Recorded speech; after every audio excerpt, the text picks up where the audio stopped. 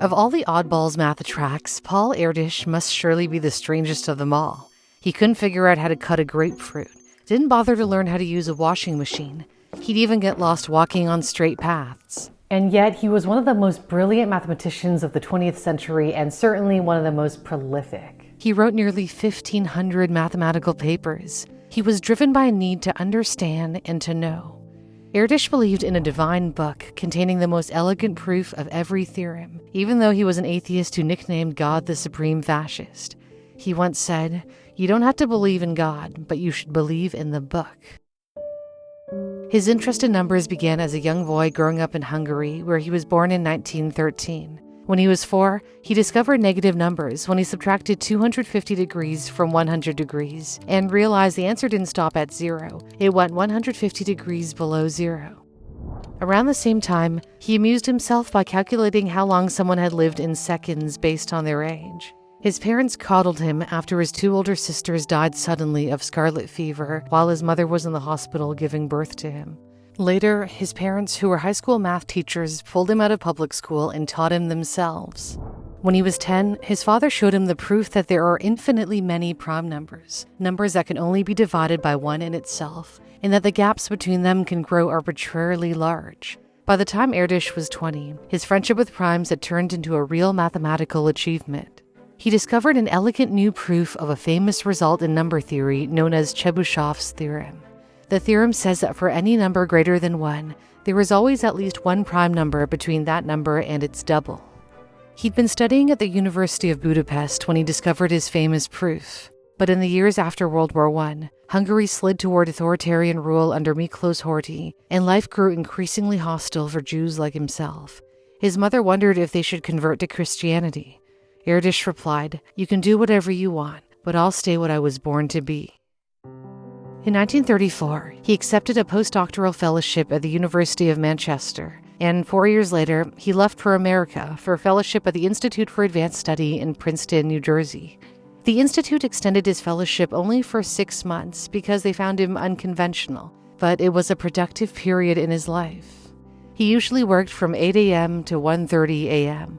He had no hobbies, no possessions, no distractions. He was celibate and viewed sex as distracting from the truth.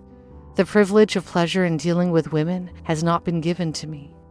Fellow mathematician Stanisław Ulam tried to pull him into the Manhattan Project, but he refused to sign a secrecy pledge to never speak about the bomb and openly said he might return to Hungary after the war.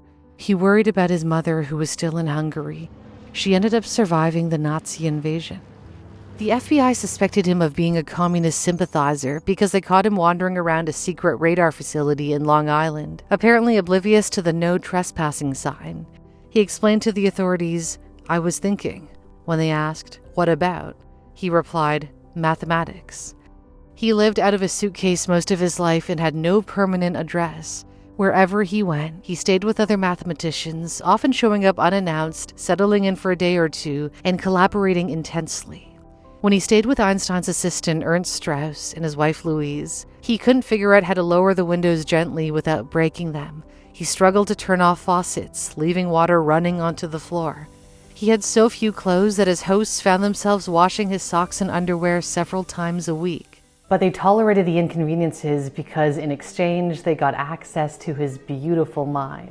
Among his many contributions was advancing Ramsey Theory, which says that in any sufficiently large system, patterns are unavoidable even if everything looks random.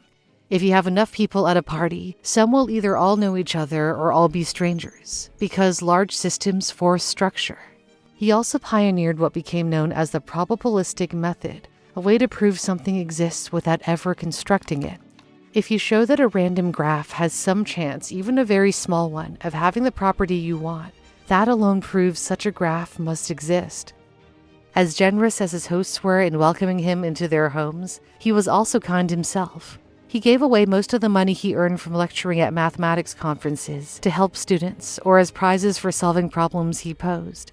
He was particularly fond of nurturing talent in children. He referred to them as epsilons, the mathematical symbol for something small, fragile, and full of potential.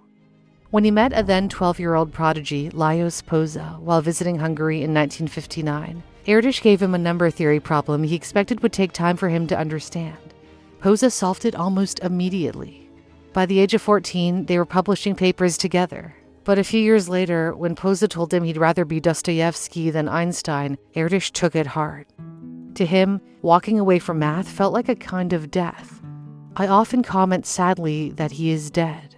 For Erdős, mathematics came before everything, yet he never chased glory.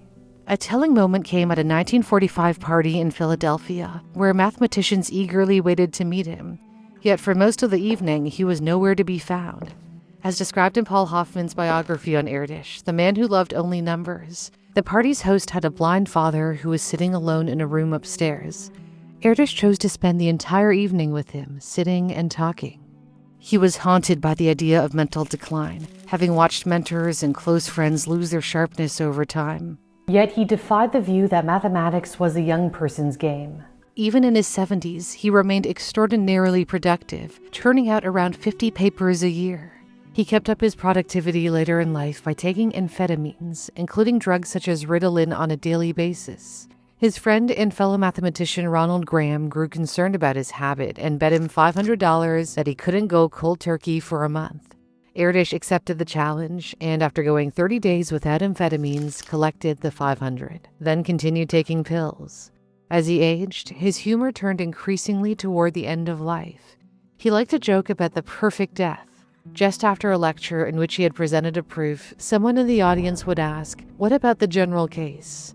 Erdős imagines smiling, replying, "I'll leave that to the next generation," and then collapse on the spot. He didn't go exactly as he wanted, but it was close. Erdős died from a heart attack while attending a math conference in Warsaw in 1996. He was 83 years old. His lifelong fear of mental decline is captured in the epitaph, "Finally, I am becoming stupider no more." Erdős pushed future generations forward by leaving behind problems that were simple to state yet notoriously difficult to solve. Some of these problems are finally being solved using advanced AI systems. In 2025, ChatGPT produced a proof for Erdős's problem number 281 that held up to expert review. Mathematician Terence Tao called it perhaps the most unambiguous instance of AI independently solving an open problem in mathematics. Through the challenges he left behind, Erdős is still very much alive today.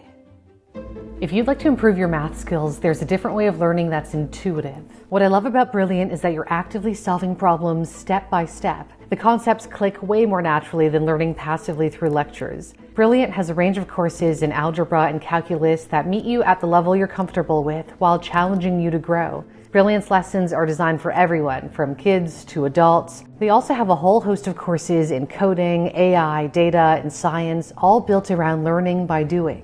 I personally love their logic courses, which I found have improved my analytical thinking. You can start learning for free with a 30-day free trial at brilliant.org/newsthink or scan the QR code on your screen. Brilliant's also giving you 20% off their annual premium plan if you use my custom link in the description, giving you unlimited access to thousands of lessons. Thanks for watching. For Newsthink, I'm Cindy Pom.